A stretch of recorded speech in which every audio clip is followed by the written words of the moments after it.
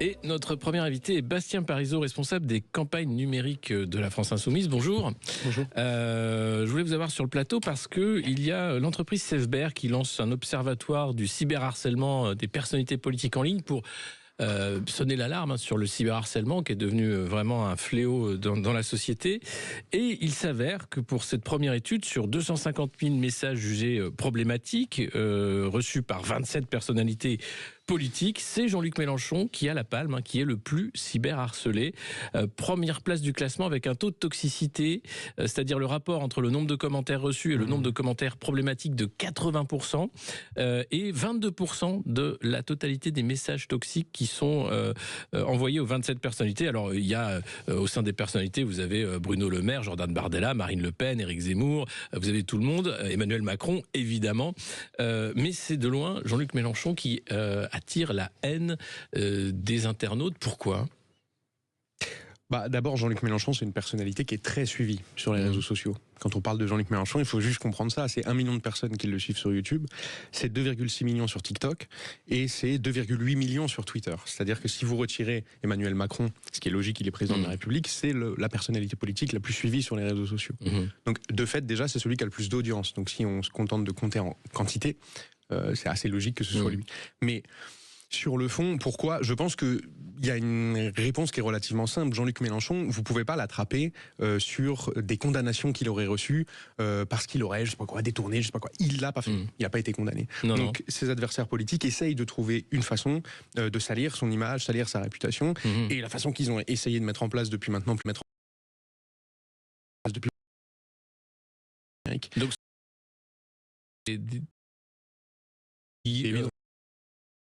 non.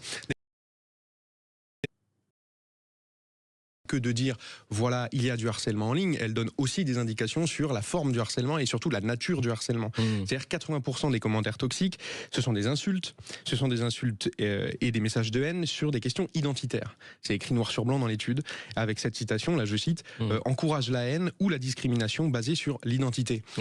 Pardon, mais qui organise ça dans le pays ? Ça correspond à quel champ politique, quel camp politique de parler de ce genre de choses à l'extrême droite. Mais il y a aussi eu des campagnes de, alors peut-être pas de harcèlement, mais où on a vu pareil des militants de la France Insoumise s'attaquer aussi à d'autres. Je pense à ceux qui ont quitté le parti ou d'autres. Il y a quand même, c'est un jeu politique qui existe. Non, mais il y a deux choses à différencier tout de suite. Il y a la réaction sur les réseaux sociaux. Et les réseaux sociaux, c'est un espace de réaction et de prise de parole publique. Donc si, comme quelqu'un qui passe souvent ici, qui s'appelle Françoise Degois, vous passez votre temps ou un tweet sur deux à venir insulter les insoumis, de fait, les insoumis vous répondent. Ça s'appelle pas du harcèlement, ça s'appelle de la réponse. Et je cite Françoise Degois parce qu'elle s'est permis publiquement de dire que les insoumis organisaient des campagnes de harcèlement contre elle, ce qui est évidemment complètement faux. Par contre, oui, quand elle dit du mal des insoumis, les insoumis sont libres et ont le droit de venir répondre. Mais ça, c'est pas organisé. Voilà. Ça, c'est pas une question d'être organisé ou pas. Non, c'est pas organisé en plus.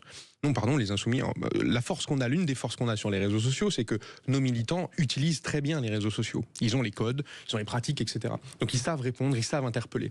Donc si vous venez dire des horreurs sur nous, oui, vous avez des militants qui viennent vous répondre. C'est à différencier de la question du harcèlement, où vous avez des cellules organisées, où pendant des jours et des jours et des jours et des jours, on vient vous mettre des messages de haine, des messages racistes, des horreurs pires les unes que les autres, etc. Là, on peut le voir, il y a quand même un sujet qui cristallise ce cyberharcèlement, c'est la cause palestinienne. C'est Aymeric Caron, député Nouveau Front Populaire, qui partage souvent les messages de mort, de menaces de mort, etc.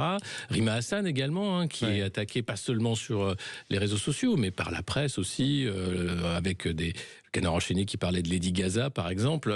Il y a une volonté, là, clairement, d'attaquer, extrêmement violente aussi, avec des menaces de mort. Est-ce que c'est pris au sérieux ? Parce que le cyberharcèlement, c'est quand même 7 ans de prison et 75 000 € d'amende. Les menaces de mort, c'est quelque chose qui est pris très au sérieux par la justice. Est-ce que là, il y a une réponse juridique de la part de la France Insoumise ? Je vais répondre à la question après, mais juste je vais rebondir sur une chose que vous avez dite pendant le début de la question. Vous avez parlé du harcèlement de certains médias aussi contre certaines personnalités. Mais en fait, aujourd'hui en France, vous avez une partie des médias qui essayent d'imposer une ligne éditoriale qui est une ligne éditoriale d'extrême droite. Je parle de CNews, je parle de Valeurs Actuelles, c'est évident. Je parle d'Europe 1, par exemple, pour citer que. Et c'est évidemment ces médias-là qui sont le plus repris contre les personnalités insoumises quand on essaie de les cibler. Mais pas que d'ailleurs. Parce que si on veut parler vraiment du harcèlement, et je pense que c'est ce que vous voulez faire après, il n'y a pas que les insoumis qui sont ciblés, sûr, par l'extrême droite et par les trolls d'extrême droite, pas que les insoumis non plus, parce que, par exemple, Macron, ils l'ont lourdement attaqué sur sa vie privée, sa femme, etc., etc. Donc, ce que je veux dire, c'est qu'il y a un lien, il y a une corrélation complète entre ce que fait le rôle qui est joué par les médias et ce que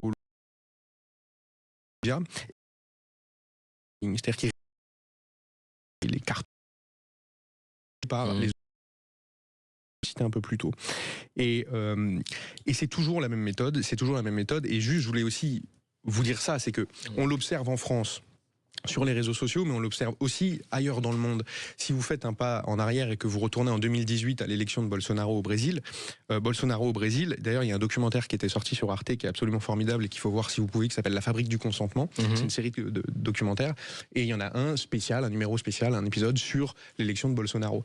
Bolsonaro, ce n'est que des campagnes de haine contre le candidat qui est en face de lui, qui était Fernando Haddad, pendant que Lula était mis en prison d'ailleurs par un juge d'extrême droite qui ensuite a été ministre de Bolsonaro. Bref, Bolsonaro ne faisait que des attaques basées sur la haine, des attaques sur l'homosexualité présumée du candidat en face, etc., avec des montages grossiers, et ça fonctionne exactement de la même façon en France. Si vous regardez ce que fait Trump encore aujourd'hui aux États-Unis, c'est 80% ça. Quand il attaque Kamala Harris, c'est 9 fois sur 10 n'importe quoi. Quand il s'en prend aux immigrés, c'est 9 fois sur 10 n'importe quoi, etc., etc., etc. Je voulais juste vous dire ça parce qu'il me semble important de préciser qu'on est dans un contexte où l'extrême droite utilise les mêmes méthodes partout. Donc là, l'étude, elle est très bien parce qu'elle verbalise quelque chose, elle montre quelque chose, mais en fait, c'est absolument pas un scoop. Pendant la campagne présidentielle, parce que si c'est mon taf et que c'est mon métier, donc je le fais. Mais pendant la campagne présidentielle, j'avais pris le temps d'analyser ce qui se passait, notamment venant des réseaux sociaux de Zemmour, où ils avaient une force de frappe indéniable sur les réseaux sociaux, et notamment sur Twitter, où ils organisaient ce qu'on appelle une tendance, enfin ils arrivaient à rentrer dans ce qu'on appelle la tendance, c'est-à-dire que c'était l'un des sujets les plus discutés sur Twitter en France pendant une journée. Généralement, c'était des messages de haine basés sur leur délire habituel, sur l'immigration, la sécurité, je sais pas quoi, ou des messages hyper agressifs contre la gauche. Le jour de l'élection, du premier tour, Zemmour est balayé avec un score minable. Le lendemain, les tendances s'arrêtent. En comparaison, l'une de mes responsabilités à la France Insoumise, c'est d'organiser la mobilisation des militants sur les réseaux sociaux. Donc je sais ce que ça demande comme effort et comme travail pour faire en sorte que les sujets soient massivement traités, mis en avant, etc. En comparaison, nous, on a continué à être en tendance tous les jours pendant 2 ou 3 semaines, après le fait que Jean-Luc Mélenchon ne soit pas allé au second tour, et on a été en tendance pendant toutes les législatives. La différence entre eux et nous, c'est que nous, on a des vrais comptes, des vrais militants derrière les comptes qui défendent leurs idées. Eux, c'est souvent des comptes anonymes, c'est des comptes où vous n'avez pas le nom de la personne. Je ne suis pas contre l'anonymat en ligne, c'est pas ce que je dis, simplement ça vous donne une explication, une analyse de ce qui est en train de se passer. Et c'est des comptes qui, à partir du 10 avril, ont arrêté d'avoir des comptes de fermatroll en quelque sorte, des faux comptes, des comptes bots qui utilisent et je pense même qu'ils les ont financés. L'intelligence artificielle pour poster, partager, créer des tendances. Bien évidemment. Et ça, je pense vous n'utilisez pas dans des campagnes particulières à la France Insoumise? Non, mais jamais franchement, pour 3 raisons. La première va peut-être vous faire sourire, je vous le dis, mais c'est que j'ai une plus haute estime de moi-même. La deuxième, c'est que ça correspond absolument pas aux valeurs de la France Insoumise de faire ce genre de choses. Et la troisième, c'est qu'en fait, pardon, mais nous, on n'a pas assez d'argent pour le perdre là-dedans. Mais alors, pour l'autre partie de la question, sur la réponse juridique à ce cyberharcèlement qui va jusqu'à la menace de mort, est-ce que vous travaillez avec des avocats ou est-ce que chaque personnalité qui se retrouve attaquée répond et va chercher, puisque on apprend, Magali Berda par exemple a eu gain de cause et a fait condamner plusieurs personnes qui la cyberharcelaient, Thomas Joly également, lui il a raison parce que ce qu'il a ramassé. Voilà, il a été cyberharcelé suite à la cérémonie d'ouverture des JO, et là il y a plusieurs personnes qui sont mises en examen et qui vont être jugées pour cyberharcèlement. Qu'en est-il pour les personnalités de la France Insoumise? D'ailleurs, juste un point sur Thomas Joly, au-delà de lui apporter tout mon soutien dont il se passe, j'imagine, mais juste l'une des personnes mises en cause était un candidat aux législatives sous l'étiquette du parti d'Éric Zemmour. C'était un suppléant, absolument, Voilà. sous l'étiquette. Candidat suppléant aux élections législatives. Donc, encore une fois. Il y avait des profils très différents. Vous Oui, avez 22 ans, 59 ans, etc. un homme de 75 ans, un jeune. Enfin, voilà, tout le monde a l'impression d'être derrière un compte anonyme et donc se lâche entre guillemets et va jusqu'à menacer de mort, alors qu'ils ne se rendent pas compte que c'est passible quand même je le rappelle, hein, 7 ans de prison et 75 000 € d'amende. C'est pas rien. Alexis Poulain, franchement, si vous remettez les choses dans leur contexte, imaginez quelqu'un qui sort dans la rue et dès qu'il prend la parole, vous avez 4 types qui viennent l'insulter. C'est même pas lui répondre sur le fond, parce que ça, à la limite, moi j'ai rien contre le débat sur les réseaux sociaux, mais qui viennent l'insulter. Des pires horreurs. Et sur sa sexualité, sa religion, sa couleur de peau, etc. On le tolérerait pas, un truc pareil. Mais on le tolère pas d'ailleurs. Donc, le mec finirait en procès, enfin les 4 finiraient en procès, il serait condamné. Pourquoi sur les réseaux sociaux on le tolérerait ? Mais on le tolère pas non plus. On n'a pas à le tolérer. On n'a pas à le tolérer, sauf que, moi c'est mon métier depuis plusieurs années maintenant, 90% des gens qui font ça ne sont jamais condamnés, jamais même menacés. Et si vous préférez, il y a 2 façons de traiter le sujet. Soit vous passez par les plateformes, c'est-à-dire Twitter, enfin X maintenant, Facebook, TikTok, etc.